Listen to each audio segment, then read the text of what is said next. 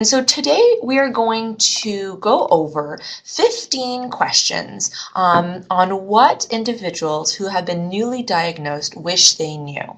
So these are some of the questions that I'll review, and feel free to type in the chat if you want to expand or if you want to input some information, and we will go from there. Okay.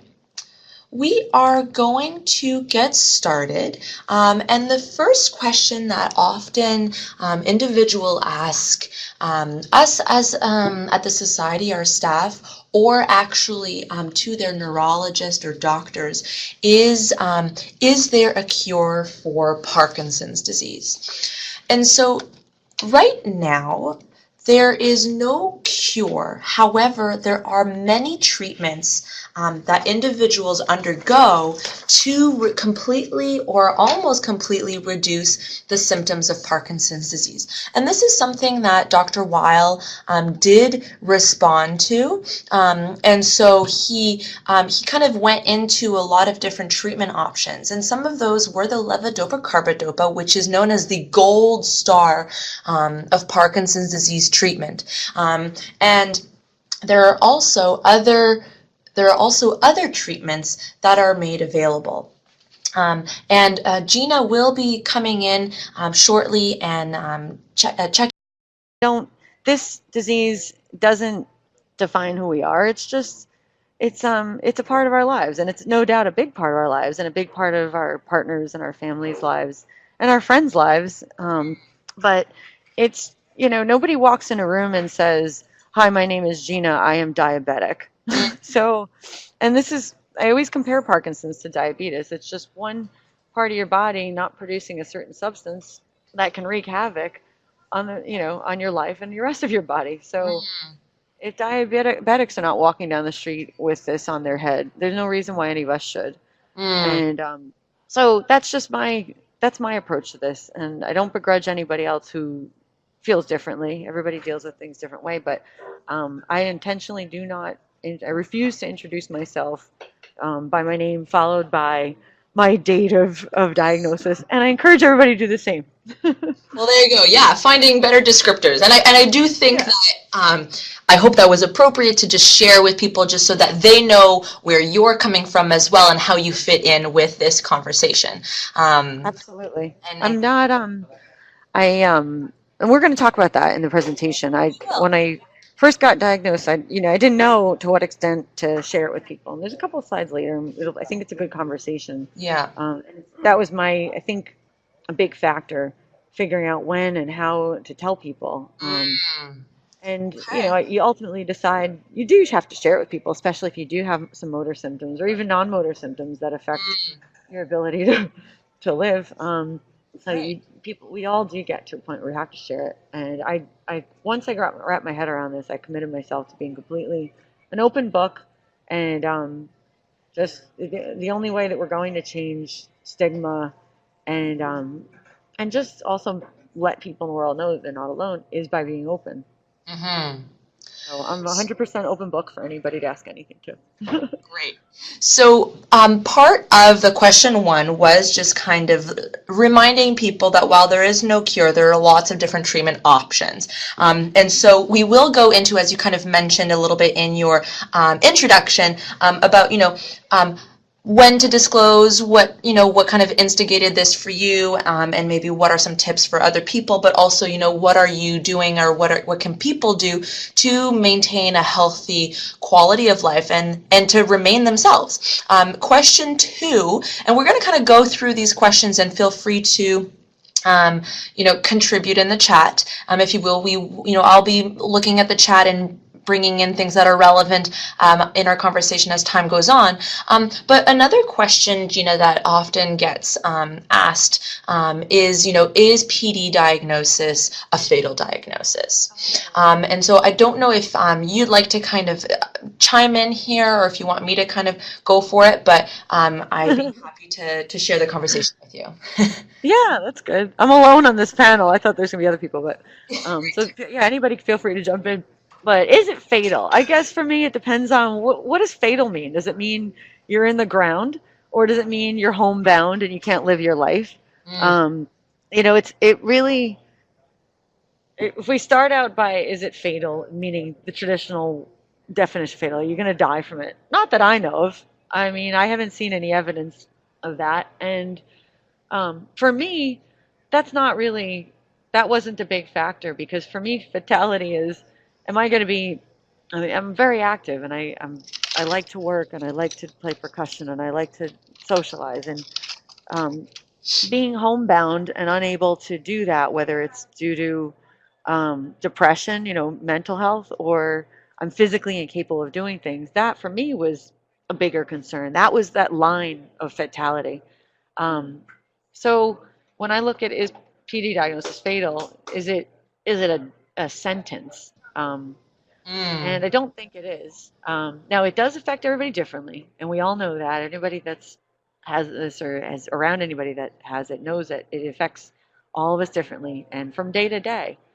So the approach that I've taken is I could, within I'm pretty able-bodied now. I wasn't always in the last couple of years, but I'm pretty able-bodied now. My physical symptoms are um, they're much better than what they were a couple of years ago. And for me, I just stepped back and said I could to myself, I could be in a wheelchair in 10 years and homebound, and I could have such horrible motor symptoms that I can't physically do a lot of things that I love to do, or I could be running marathons at age 72, like this gentleman, John Ball, that I met at the World Parkinson's Conference last year. He's in his 70s and he runs marathons. And once I met him, I realized that we have no idea what's going to happen to us.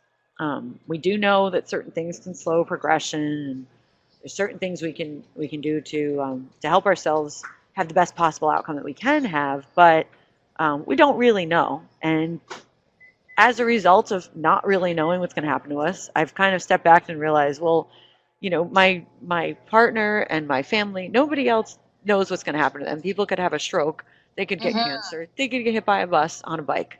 So this just made me more aware of um, my mortality. Um, mm, so none of us sit around all day and say, Jesus, if I go get my bike and ride down the road, am I going to get hit by a bus today? Um, mhm, the difference is that we've all been dealt a card that's forced us to kind of look at our mortality and acknowledge it, um, and be given the opportunity to make choices to accelerate or hopefully decelerate that process. yes. And I really do appreciate you saying, talking about your mortality. And I think that in our society and probably many others, and maybe I'm wrong here, but the idea of mortality and death is something that often is not talked enough about. And that it's true that when we do get something, depending on what the cards have in, for Yeah, us, whether that's cancer or asthma or Parkinson's, it does make us think about our mortality more vividly. And right, it's not that another person who doesn't have those things doesn't. It's just it's more present in your thinking. And so I appreciate you mentioning that, and I also appreciate the way that you've defined in so many ways the idea of fatal, right? Whether it's all about how you perceive it, within your world. And I like the example that you said, well, is it me being not able to get out of the house, or is it me not being able to do these types of exercise? So it is about the definition that you give it and how you perceive this diagnosis, but also how you perceive your life. right. Yeah, Mhm. and I did not have this perspective. I wasn't wearing these lenses until I received this diagnosis a year and a half ago. Mhm.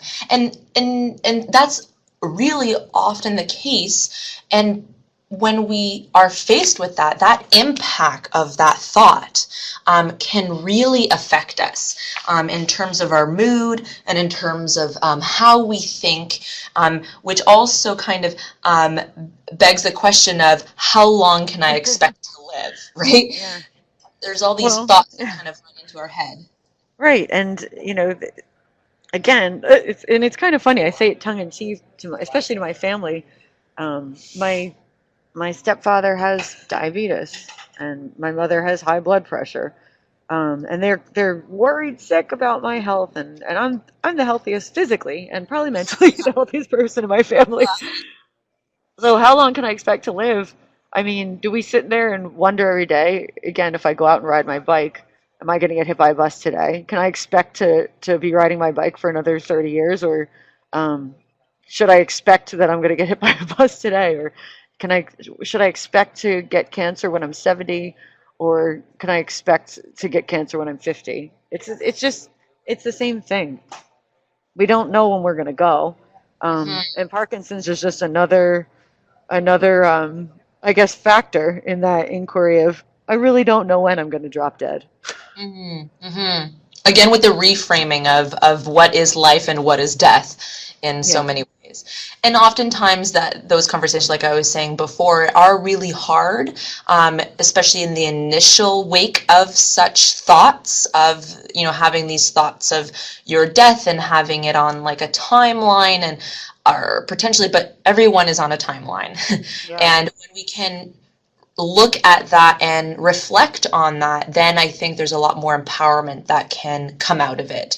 And so, Sure. like you said, many people do live many, many years, decades even, with Parkinson's, and some may not, depending on the symptoms that they have and what they're doing, like you said, about lifestyle choices and their self-care.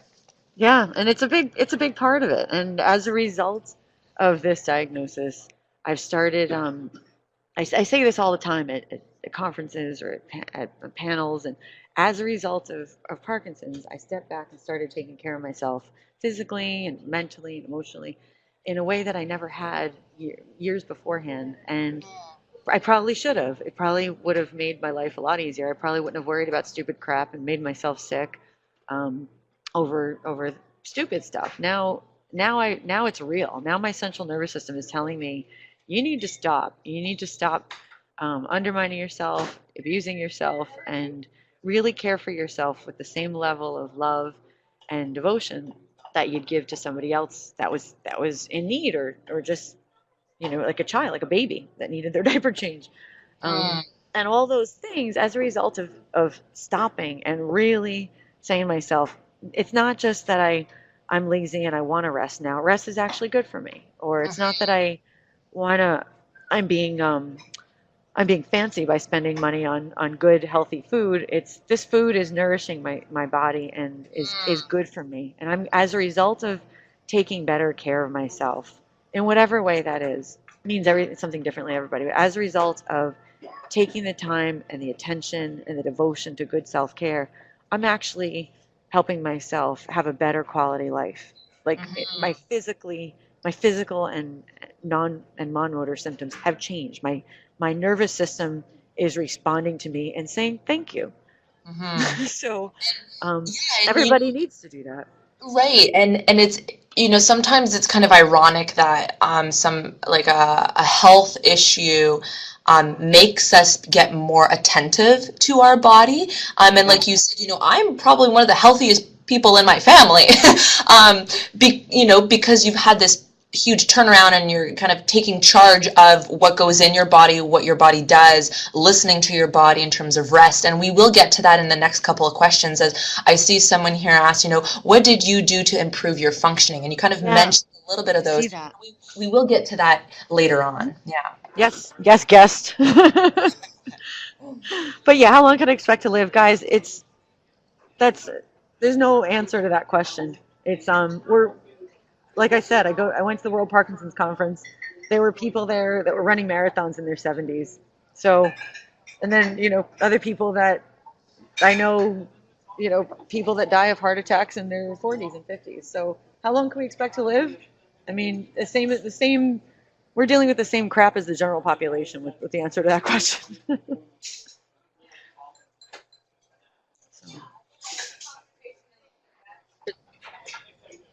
Great. So let's move on to the next. So this is something that you talked a little bit about in our initial question, and is often something that I think some of the staff at PSBC do receive. And like, should I tell my family and friends? And kind of that broadens out to just, should I tell people in general? And so let us know what your kind of initial thoughts are, and we'll go from there. And this for me was, I think, a bigger, once I wrapped my head around the science and what's going on and just the information. This was more of the social and emotional part of it, that there aren't any clear answers to. You can't go to Google Scholar and figure out what the hell is going on and what should I do. But this is an area where the Parkinson's Society of BC could be really helpful for all of you listening right now, or any counselor in general. And there's different, the way I look at it, if you picture yourself like an atom, like a nucleus, and then there's electrons floating around you. There's different groups of people that might deserve different levels of disclosure. There's your kids, your other family members, your partners, the people that are, and even within that, there's some of those people that are closer to you and some that aren't as close to you. Some people have estranged family members. Then there's cousins, and then there are family friends, and there are other friends, and then there's acquaintances, and then there are, for people that are single, they have to date. And I get a lot of questions from people. When do you disclose that when you're dating? And then there's employment. There's a lot of different shells around us of people that might deserve different levels of disclosure. And I think it's always good in navigating this to figure out what you're comfortable with, first of all, what you have to tell, what your vulnerabilities are. If sharing it with somebody, if they're going to use it against you, maybe you shouldn't share it with them. You don't legally have to disclose things to your employer. It's good to just kind of know that. Now, I happen to have I have two jobs. One is in-house at a national research center, and one I run my own law practice. So I've told some clients, I've told some colleagues, because I've committed to just being open about it. But I didn't do that until after I got my brain around what this is and how I can care for myself, and my meds started working. Mm-hmm. Because I needed to know what the hell was going on and how to explain it to people, so that I could field questions and feel comfortable fielding the questions. So I've looked, when I told family and friends, and friends were easy. Family, they're Italian American, they freak out over everything. And then there's kids in my family, and there were some good blogs online, and I've heard people talking, like from the Parkinson's Society of BC at some of the regional conferences. There's a lot of discussion on this. So I think there's no formula. I think everybody should do what they're comfortable with, not put themselves in a position where they're going to undermine themselves or get this information into the hands of the wrong people. And work with counselors and even the Parkinson's Society of BC or elsewhere, and figure out what works for them, and how to explain it. The way you explain Parkinson's to a child is way different than the way you explain it to a teenager or adults. Yes. Okay. Just a quick question. Here saying, some of them disclosed right away, some of them disclosed, a little bit as kind of time went on, because family figured out that something was going on, or that they were having difficulty with some things, and so I think what you said about doing your own research, finding your own language around PD that fits with you, and then sharing it with those that you want to, is it's like climbing a ladder step by step. Absolutely. Which is important, because it needs to fit with you and who you are, and you just because you tell someone, you might need to be prepared for some of their questions or some of their reactions and things like that. So yeah, definitely, creating your own language around it and knowledge around it is definitely important. Mm-hmm. Yeah, it's an individual judgment call. There's no right or wrong. Yeah, exactly. And so you did put a point here about disclosing to employers and colleagues. And I don't know if you can just elaborate a little bit about that. Sure.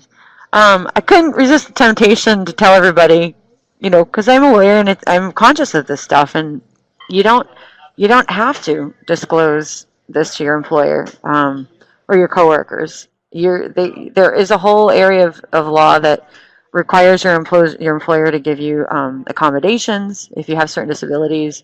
It has to be within reasonableness, and if anybody, I don't work in this area, I don't practice in this area, so I can't give legal advice on it, but there are experts that work in this area that could provide legal advice. So if anybody wants more information about this, they should go and get a consultation from a lawyer that specializes in human rights or disability law, and at least so that they can then it's having information to ease anxiety and know how to navigate uncomfortable situations.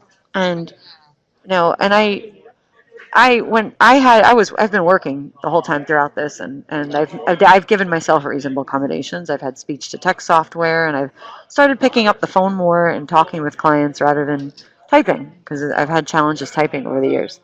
Um, so sometimes, and once I got to know some of the people that I work with on site at this laboratory, and they're all scientists, and they do some work with Parkinson's. So it was an easy community of people to disclose to. And I didn't do it until after I knew them for quite some time. And they're great. I found that if anything, a lot of people have like respected me more, and knowing that I have this, but it doesn't, I don't let it control or destroy my life, and I just carry on despite this. So it actually, disclosure to the right people for me I've only had a very positive experience. So, some people over the years that I've disclosed to haven't had the most positive reaction, and that's going to happen. Yeah. But I mean, this is a nice way of filtering out the jerks from our lives. That's a good point. And just noticing how many questions we have and want to make sure we pay attention to all of them, or give attention to all of them. And we will go over the 11 o'clock mark. Just thought I'd let people know that. And so if you need to go, don't fret, you can leave. But we will hopefully get through all these questions. And I think it's nice for you to come back to this question, Gina, to just, remind people of the law if they are still working, or and to know that. I will also say that through Parkinson's Society BC membership, the annual membership, which is $25 a year for the household, you have access to pro bono legal services that are in regards to discrimination and disability insurance. And so if they are not able to help you, then they will provide a referral to another law firm. And so that's always something that you can inquire us about. And I'll put our info at email here, so that if you do have questions around this, feel free to email us. One of the questions or not questions, but topics that you just mentioned in your conversation around your colleagues was about typing. Not that this necessarily has to do with a tremor, but we often get a question, does everyone with Parkinson's have a tremor, right? And we know that that's not true.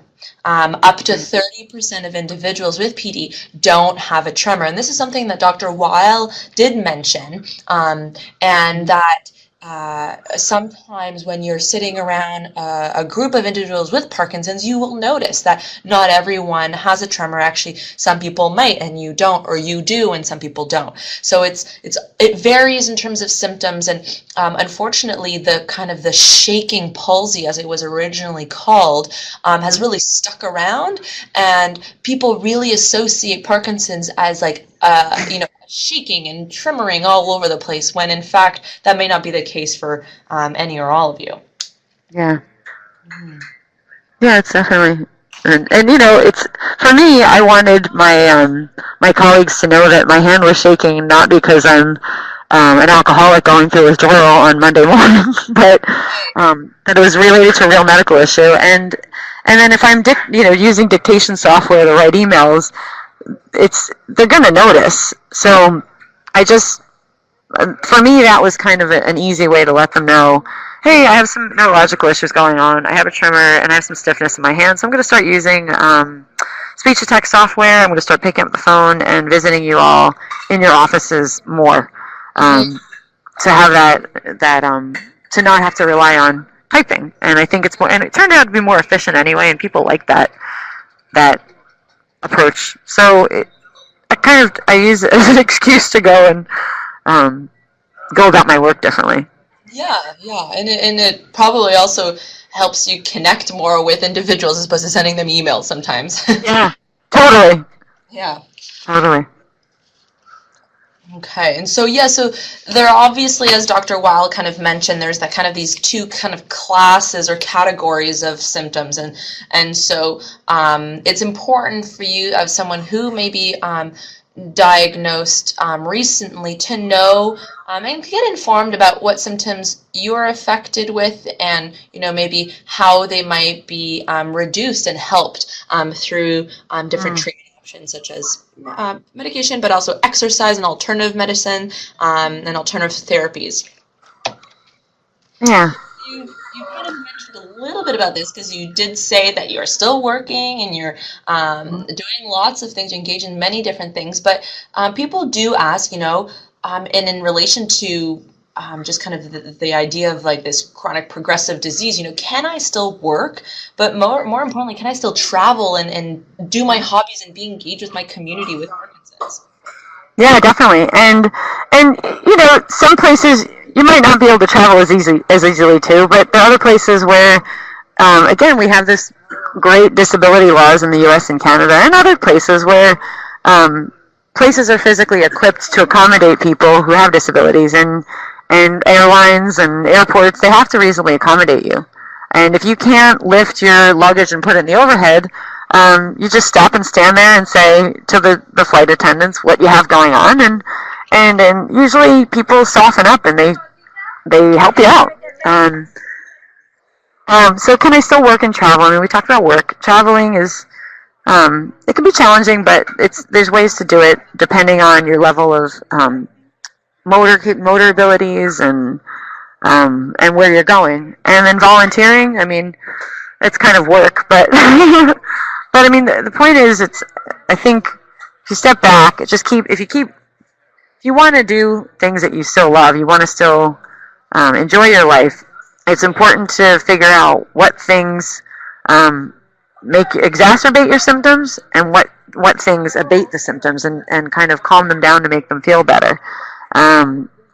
So it might, this definitely, no doubt, this disease has slowed me down a lot, and I don't think that's a bad thing, and it's frustrating sometimes. I've missed a lot of personal and professional events. I passed out once from fatigue and slept through a whole Saturday and missed a friend's wedding, and that sucked, but and I couldn't go to a professional conference in October because I was exhausted, but I was I really, when I got diagnosed, I kind of went on a bender a little bit and said, well, if I don't know if I'm going to be wheelchair in 10 years and immobile, so I want to do everything right now that I can. So I've taken a lot of trips this past year, and I think I kind of swung the other way on the pendulum, but I think I've swung back into some equilibrium now. So again, I don't. Who knows if we're going to have a stroke tomorrow? But do what you love. If you can do it today, or this month, and figure out how to take care of yourself the best way possible, so that you can just keep living the best life that you can. Great. Yeah, that's a good message, and it's true. We hear a lot about individuals who say, like, why am I waiting? Like, this is the life. This is my life. I only have one for what we know, and so let's do this, and let's plan and make things possible with what we can do now, or like you said, in the next month. But let's try to do this. Yeah. One of the questions that comes up too is, what are some And you said, some common lesser-known Parkinson's symptoms that individuals can maybe not notice that they're Parkinson's and actually should start paying attention to. And so these are some of them. And you mentioned fatigue and how it has impacted some events in your life. And I'm sure that people are understanding, although maybe not right at the when it happens, but as they understand how the disease impacts us, then it is something that they start to understand better. That was not very clear, but some of these symptoms are the constipation and the incontinence, vision issues, over or under sweating. So some people have reported like not sweating at all, even when they're working out. There's a lot of, sometimes, not a lot, but there are blood pressure changes that can happen when changing positions, which is called orthostatic hypotension. And sometimes too, maybe not at the beginning of the disease, but later on, is like this idea of slowed thinking. And it's actually, we had Dr. Caitlin Rowland in Victoria do a community talk for us, and she really mentioned, it's not because you're not smart or you have dementia. Some may have dementia later on, but slowed thinking makes sense when you think about everything moving slowly for Parkinson's. The dopamine system not only acts on our motor movements, but also affects the way that we think as well. So you have the answer, it's just slow to get there. So that's something that just to note, that this. And also the idea of fatigue and exhaustion that you mentioned. Yeah. There were a couple of comments, let's see, elaborating on insurance for travel, Doug R. But I don't think I'm qualified to answer that, but I think the Parkinsons Society BC might be able to direct you to some more information, more resources on that. Somebody, Kay, said on the slide, tremors are a good sign neurons are working. Can you elaborate? That's something that somebody, I think it was one of the neurologists or somebody told me recently. When you see the tremor, it's a sign that your brain is still producing some dopamine. There's just kind of gaps. It's like when your car putters before it stops completely and runs out of gas. So it's like firing, and then there's kind of gaps in the firing. I think if people don't have a tremor, it's usually more indicative of your neurons not producing dopamine. Now, I'm not a neuroscientist.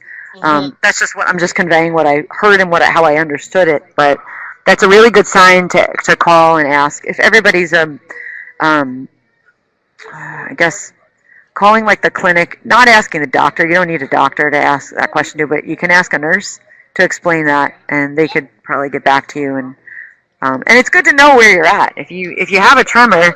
Every time the tremor annoys you, at least for me, every time it annoys me, I say, okay, well, it's a good sign that maybe there's still neurons and they're kicking away and producing some dopamine. That's a good reframe. I really like that. And we've heard similar ideas too, is that people who do have some kind of tremor, for whatever reason, the scientists and the researchers don't know yet, but there is more of like this longevity to their Parkinson's. And so for whatever reason, and maybe it's kind of this theory of there's still dopamine there and it's just firing, but it's like half firing, and or half being taken up, and so it's there, right? Right. Just moving on with some of our questions here. This idea of disinterest and sad or low mood does get approached or noticed after being diagnosed. And I wonder if you can elaborate a little bit about that. I mean, for me, I just felt exhausted all the time. So it took a lot. If there's something I really want to do and it requires staying up late or it requires a lot of mental energy, I have to rest up for it. And before all this, I kind of packed my schedule with stuff. So now it's not. I'm disinterested. It's not apathy.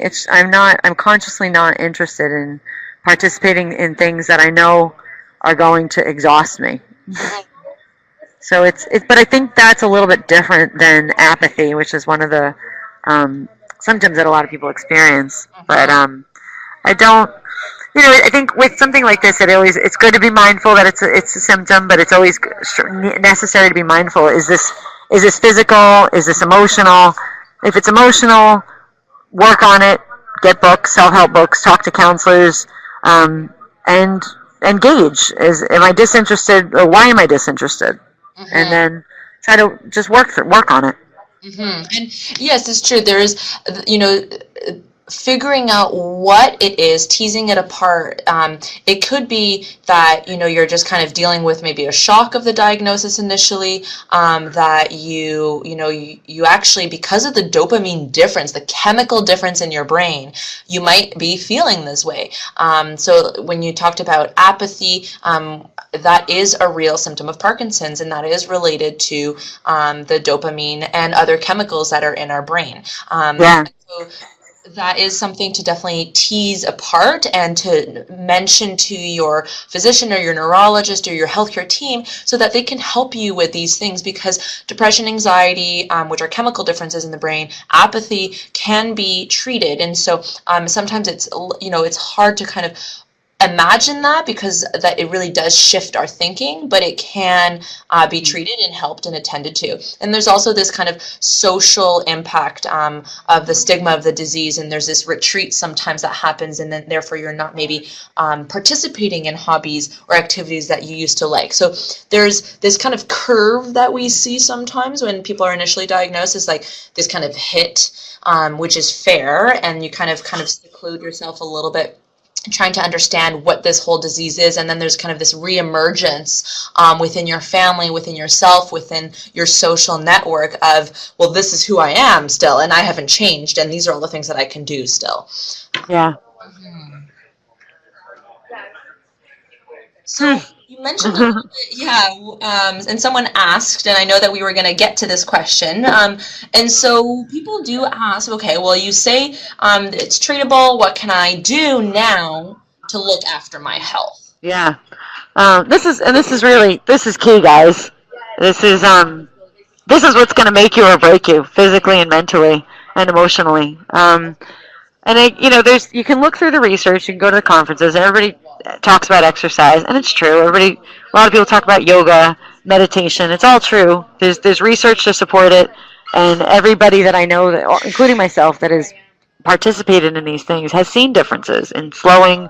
Well, I don't know about slowing disease progression. I can't see that, but in dealing with symptom management. But it's not just that. There's a lot. There's also like a psychological and an emotional component to taking care of your health. So if you're stressed out mentally, but you're exercising and you're doing yoga, it's just as bad for your central nervous system as doing all these physical things. So it's got to be like a multi-prong approach, and pay attention. Some things, I notice personally, um, over the past couple of years, if I'm thinking too quickly or multitasking too much, my symptoms flare up. And if I stop multitasking, or I stop texting, I stop, you know, using or just going back and forth with my cell phone, I don't feel as fatigued.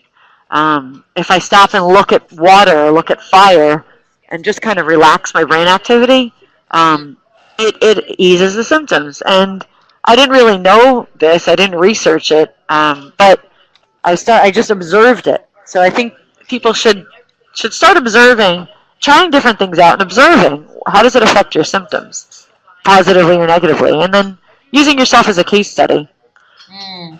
a bit. But there is tons of research out there that says that like controlling or help brain activity, how that can the relationship between your brain activity and your symptoms. So um, just taking extra care to brain health and central nervous system health, whether it's physical or mental or emotional, doing a lot of different things, exploring a lot of different ways to take care of that, and see what works for you. Mhm. But there's a lot of research all those pictures. Try all of those things. Yeah, true. And I think what's important too is that you're finding something that you like doing. Like there's no point in, swimming if you hate swimming and you find it tedious and you're not enjoying it and all these things. Some of the research that has come out of National Parkinson's Foundation in terms of exercise and how it can help our bodies is that if you're exercising for 30 minutes a day, 5, times a week, that seems like a lot, but exercise can look so different. It could be a walk, it could be Tai Chi, it could be a recumbent bike, it could be swimming, it could be weightlifting, but it can also be stretching and yoga. And so when you, and what they notice too is that when you like it, you like that exercise, then you're better able to kind of do it again, and B, there's more dopamine kind of releasing in some senses. Because it's like this, the runner's high kind of analogy, like, okay, you're getting into the groove and you're like really into it and you enjoy it, and there's this like ecstasy kind of feeling. I don't know how many of us get that unless we're like super athletes, but maybe you do.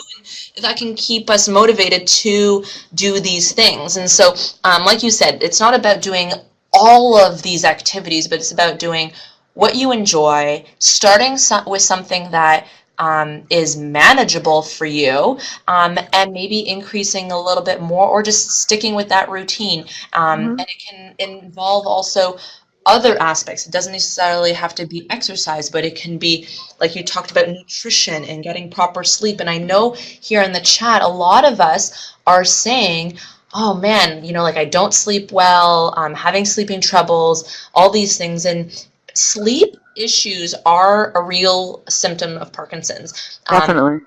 And they are harder to mitigate in a way, but when you have found something that works for you, then that's important to maintain, because we know through research that sleep aggravates, or poor sleep aggravates, symptoms. And you mentioned a little bit about this when you talked about your emotional centers, and taking care of your psyche, your brain, your intellect, and when that's overrun, it can impact our physical body as well. And that's just known.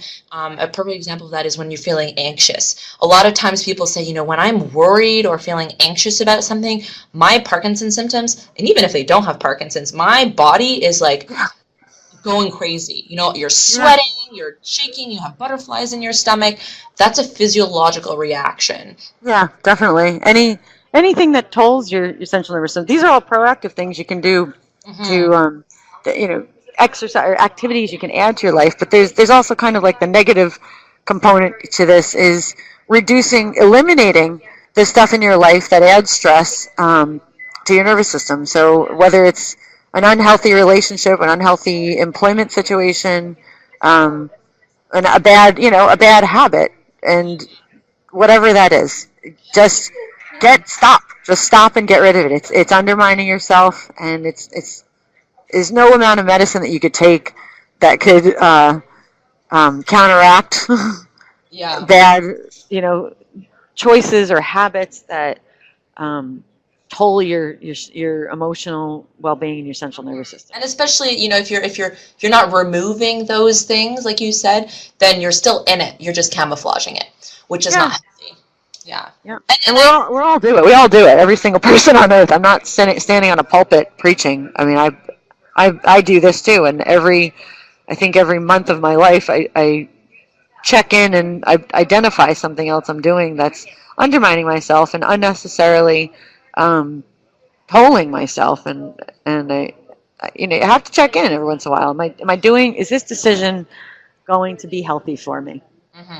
And I think, too, the last point, just to finish off this slide, is you saying, stay busy, but don't overextend yourself. And I really do appreciate that, because I do think that some people, once they start getting motivated, they're doing something, and then they just add more and more and more. And more is not necessarily helpful. And everything in moderation, even moderation, right? Yeah, totally. And so we have to create a routine that works for you at this time, knowing where you're kind of swinging on the pendulum. I think that's a really good check-in with ourselves. Yeah. Yeah, definitely. Well, exercise is, for anybody that goes to any of the conferences, exercise is like the hottest topic right now, it seems, Yeah. in Parkinson's or and even MS. Mm-hmm. Um, It's huge. Yeah. and Yeah. I mean, the quick answer to that question, the healthcare team is pushing it. And one of my doctors said this recently, that it's purpose of the medicine is to get you to a point where you can do some exercise, because exercise is actually a better form of treatment than any of the medications. So, and and I understand that there's a lot of factors, like your finances and just like physical access. Can you actually get to a place where you can do exercise? And then are you able to walk? If you can't walk, you can't run, but you can swim. You can aqua jog. You can lie on your back and move around. There's a lot of things that you can do. And the healthcare team is pushing the exercise so much because the research over the past couple of years has been overwhelming, and has showed, like, that what it says on the next part, that slowing down the progression, mitigating symptoms, doing all these things, and then just um, helping improving people's health overall. Mm-hmm. Yeah, that's the biggest thing too. It's like exercise is very hot too with kids. And Yeah. we know the research why that's important, because it creates these healthier, stronger bodies. And we've become a society, a greater society of more sedentary lifestyle, and we're seeing the repercussions of that through diabetes, through asthma, through cancer. And I'm not saying this is the result of not exercising, but it may be a contributing factor. Yeah, And so it's true, yeah, there are many reasons why exercise is important and why the healthcare team is pushing it. And so if that's something that you haven't kind of explored, maybe it's something worth doing. Maybe there's something that's tangible, like a walk around the block, as easy as that, or stretching, like you said. That could be quite nice. Lots of online information, but also, in print, you can follow pictures, things like that. So if you're interested in knowing a little bit more about exercise, then we can help you. And you know what? Maybe exercise is just not something that you're interested in right now, and that's totally fair. You are you, and you get to control what you want to do and not do. And these are just suggestions. I have one little funny story about walking. I mean, one of my symptoms, and still to an extent, but it was really bad a couple of years ago, is I couldn't walk more than a couple of steps. And it was frustrating because I'd be late for work, and then just frustrating in general. Everybody wants to be able to walk somewhere. That's the essence of our freedom, right? But I found that I was able to lunge. So I would walk down the street, sometimes in a business suit, just lunging. and and that's how I got around town. And some days I still get around town like that. I have to just lunge. Um, it's the reason why that is I've asked around a little bit. I guess there's different neural pathways that control different movements. So if you're biking or if you're lunging, your brain is sending the message to your muscles through a different path in your body versus walking. So if you have trouble walking, a lot of running, try skipping, try dancing, try lunging, Yep. and it's a good conversation starter. It's embarrassing, it's terribly humiliating, but you know, take it, own it, and just lunge down the street and get a backpack so you don't drop your stuff all over the place, Yeah. and just own it. Yeah, and I do like that, because what I kind of get from that is you saying, okay, well, I still need to get from point A to point B. I want to be going from point A to point B. What else can I do to get there? And you're reframing, rethinking how you can do something. So I get a lot of people saying, oh, I won't be able to play tennis anymore, or I won't be able to play golf anymore. And well, let's wait a minute. We're not saying no, you can't do these things. Let's see, well, can you play doubles tennis? Can you play badminton instead, or table tennis? Can you play, can you go to the driving range instead of on the golf course? So looking at alternatives on how to do activities that you still like to do. I think Definitely. that's an important piece. With my band, when I started having symptoms, I was playing percussion, like playing drums using both hands, and then my right side stopped working. So I struggled, I got frustrated, and finally I just switched to a different instrument where I only had to use my left hand. Oh, interesting. See, that's, like you still wanted to partake in it, you found a solution, and it may not be your Yeah. favorite instrument, but at the same time, you're still enjoying it, you're staying with that group, and you're also probably building these new neural pathways because you're learning a completely new instrument. Yeah. So it's just workarounds. Hmm. So another question that healthcare professionals, or maybe not healthcare professionals, but I know the society is a great advocate for this, and that some neurologists are also, is the idea of medication timing and why it's so important. Yeah. Yeah. I mean, it's time. This is. I should not be talking on this topic because I'm scatterbrained and bad at remembering to take it on time. But it does make a difference when I do actually pay attention and I'm diligent to taking it on time. It does reduce the amount of off periods Mm. I experience. And if you're, I've had some challenges over the last couple of years of figuring out what medication, what combination, what cocktail is appropriate for me. And I'm in touch with the um, the nurses at my clinic and Mm. and I don't see the doctor all the time, but the nurses have been really good at just calling me back and trying to troubleshoot and figure out. And they talk to the doctors. They're kind of like the gatekeepers. Mhm. So if you have, I mean, if ever, I don't know whatever we have because we're not in person. We can't gauge how many people here have a movement disorder specialist. How many people here are patients at the Center for Brain Health at UBC. If you don't have a movement disorder specialist, if your neurologist is general, get a movement disorder specialist ASAP. That's a game changer. And secondly, try to if you can. I don't know how provincial health system works, but try to get into the clinic at UBC, and you won't have doctor FaceTime 24/7, but you don't really need it to manage the meds. You can work with the nurses, report your symptoms. They can provide some advice on site or immediately, and then they'll go talk to the doctors and get back to you. And they're quite knowledgeable, the nurses. Like they Yeah.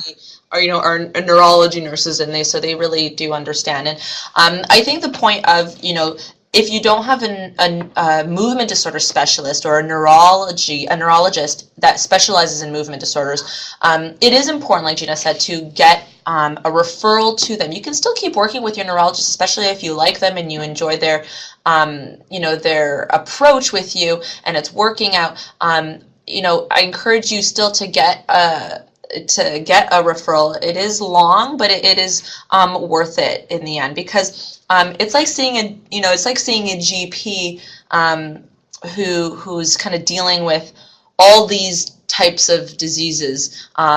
So they'll know a little bit about everything, right? And some don't know anything. But some do. Some community neurologists do know quite a bit about Parkinson's because of maybe their, quote unquote specialty area or their population, whatnot. So that's something to note.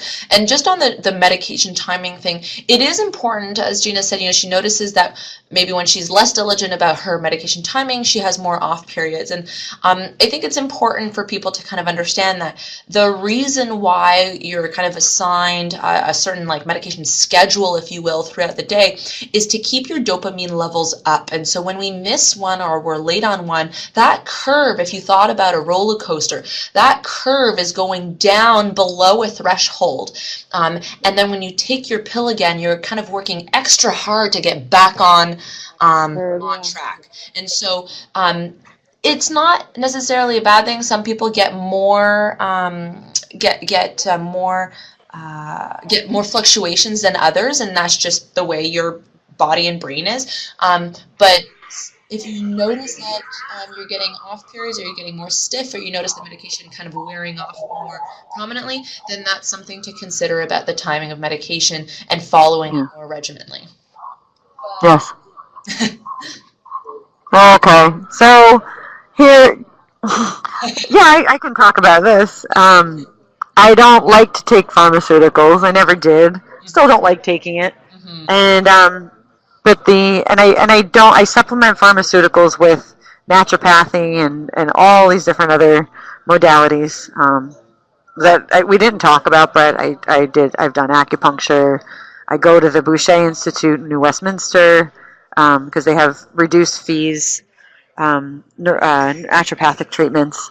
I get glutathione infusions. I do other vitamin infusions. I mean, I'm really on top of doing treatment other than just medication. But the way that one of the doctors explained to me one day that, like I said before, the purpose of the medication is to get you manage your symptoms so that you can do other things that'll really help your health. So I did not want to take medication. I delayed it, and I wish I started it earlier because it helped manage the symptoms and gave me back my life. And I think I wasted a lot of time fighting and trying to not take it. And then there's also, like we see here, evidence that's saying the absence of the dopamine in our brain can actually increase or make the disease progress. So it's a balance. It's good to take the medication because you get your lifestyle back and you could get more independence back. But then you also supplement that medication with other things like exercise and anything that'll really help. Yeah, so there's a lot of the literature sometimes kind of splits into two camps, and yes, there's evidence that delaying is better, or no, actually start now. Like you said, from just your personal experience of also two things. It's your choice. You can choose to start now, especially if your symptoms are not impeding your day-to-day activities. Then your thoughts could be like, why should I start?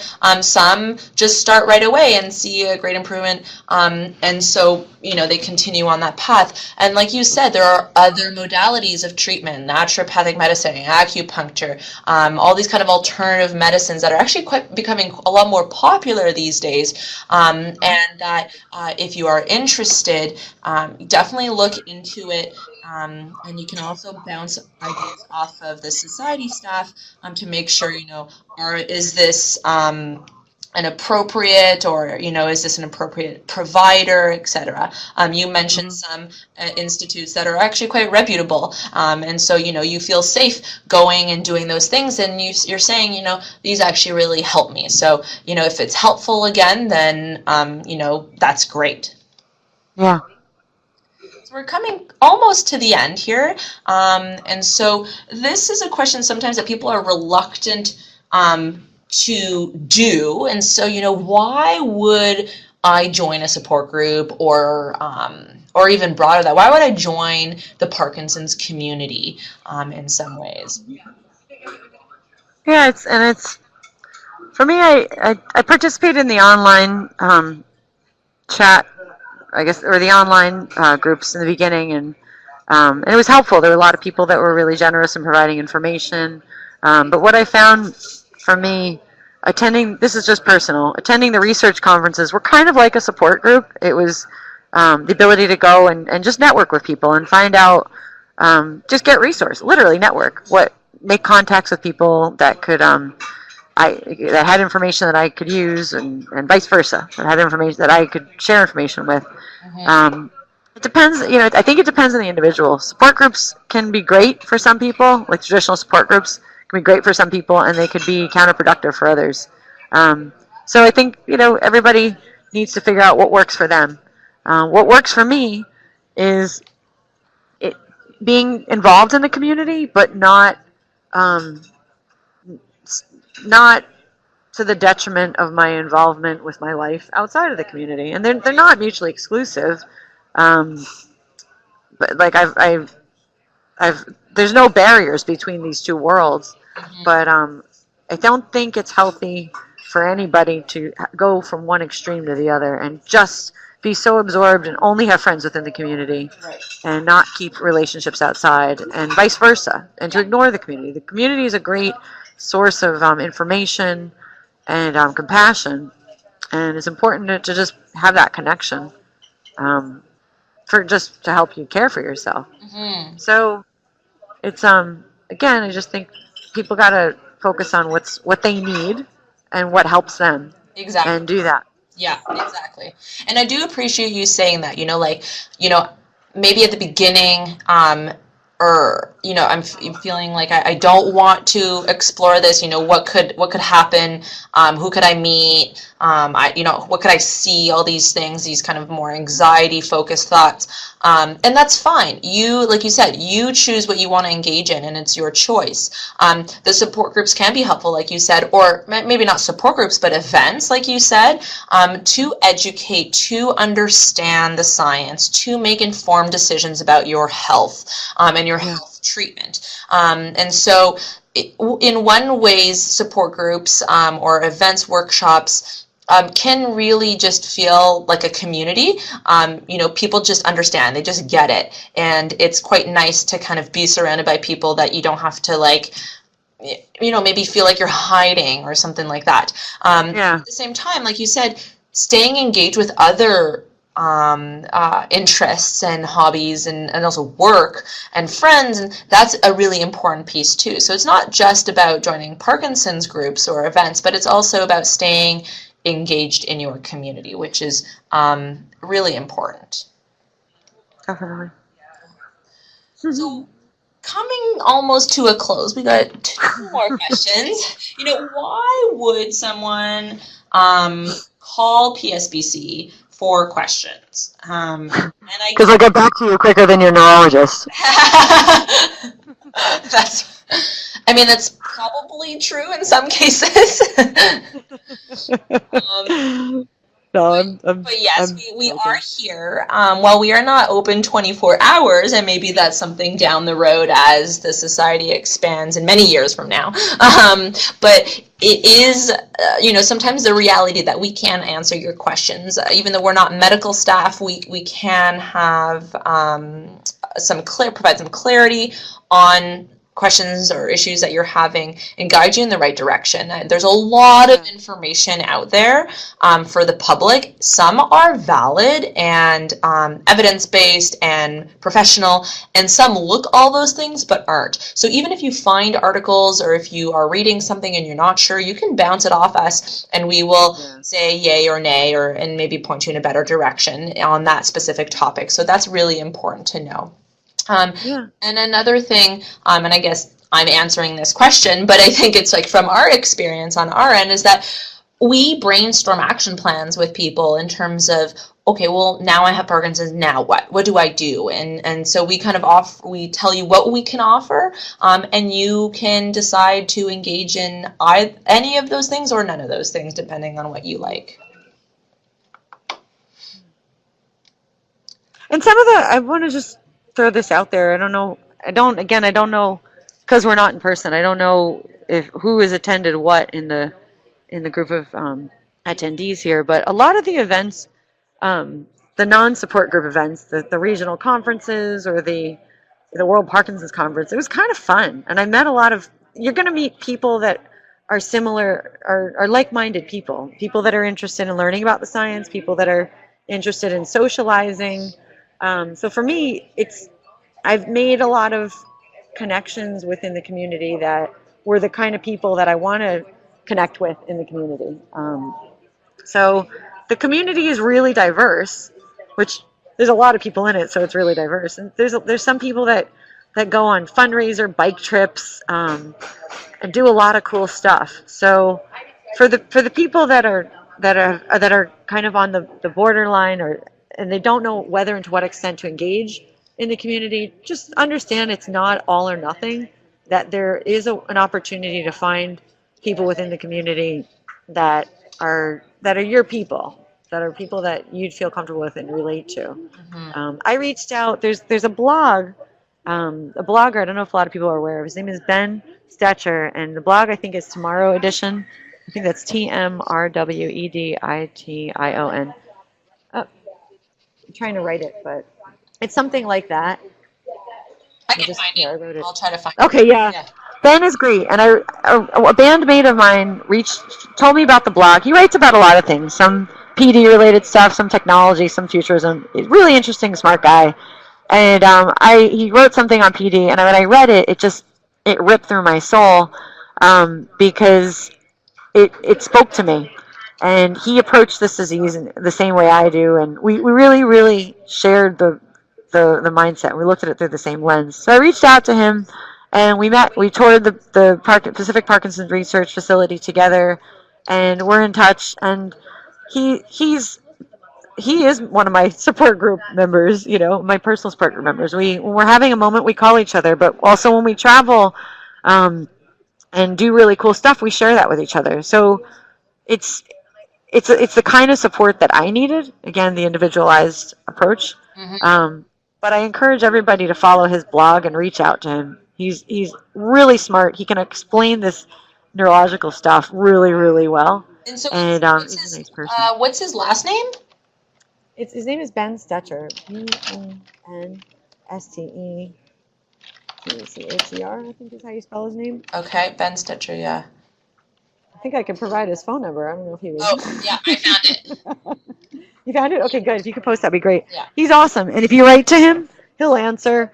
I think he's in Europe. He's in Germany right now, helping researchers write a book in this area. Reach out to him. He's super cool. Wow. And thank you. I think he's an incredible member.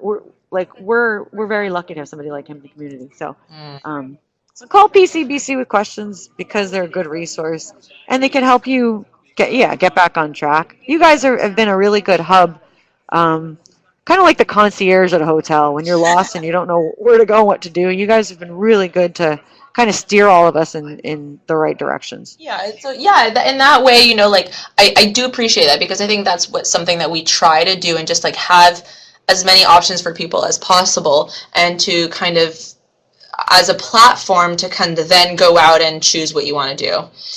Yeah. So our last kind of question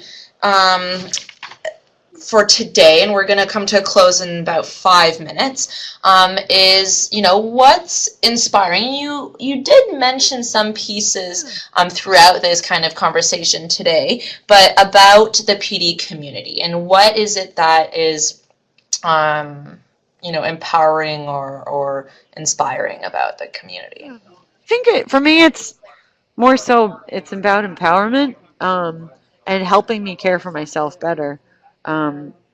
It's just, for me, and this is just how I'm wired mentally. Everybody's wired differently, but what I needed to do to help me feel better, like physically and mentally, was get information and understand what's going on, understand what my options are, understand if I'm going to die tomorrow, understand what my life could look like in 30 years, or all just answer a lot of questions about the unknown, and just getting involved in the community. Going to the conferences is not, it's not all peachy. I mean, you definitely do encounter people that are doing a lot worse than you, and you encounter people that are doing a lot better than you, and some of the people that are doing a lot worse than you have the best attitudes, and some people that are doing better than you have the worst attitudes. So it's not easy participating in the community, but I think the benefit outweighs the costs, and it gives you access to information. It cuts down on your research time. That's probably really why I participate, because I don't have time to do a lot of research myself. So and then it's an opportunity for me. I'm personally passionate about just sharing and doing advocacy work. So it's an opportunity for me to help myself, and then share whatever I've synthesized and pass it on to other people, and hopefully help themselves. And I like that. I like the idea of empowerment, and I like the idea that it's a way to kind of synthesize quicker in some ways, when there's so much information about Parkinson's out there, and and therefore you can find a lot there, and you take what you want, and you go from there, and you can come back to the community, and be more involved or be less involved. It's really up to you. And so, and I think when you talk about advocacy, and you said this at the beginning, I think you really have done that here, in kind of expressing and sharing your thoughts about not only the disease, but just about life in general, and about how you're leading your life and what people can do to maybe take back control and kind of carry on in the way that they want to carry on. I think that's Yeah, really definitely. so. I just wanted to say thank you, and Thank you. we really appreciate you taking some time out of your what sounds like a very busy life to talk with us No. and give us some insight as to what's going on for you and what people can take. So one of the Yeah, it's my pleasure. one of the quotes. It is from the bottom of my soul. It's one of my great pleasures. Aw, well, I appreciate that. So we're going to end here today. I know that we went over time, and